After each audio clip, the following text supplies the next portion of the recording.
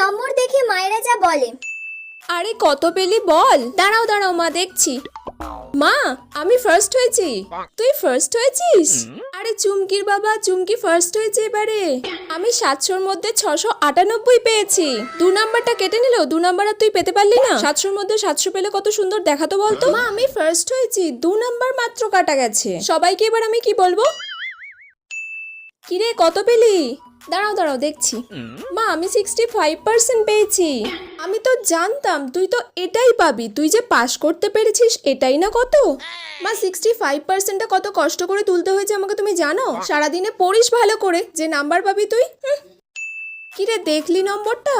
দাঁড়াও দাঁড়াও দেখছি। 35% পেয়েছি। উফ, যাক বাবা, পাশ করে গেছে এই অনেক আমার কাছে। তার মানে তুমি কি ভেবেছিলে আমি ফেল করব? আমি পাশই করতে পারবো না? যারা পড়ে ভালো করে তারাই পাশ করে।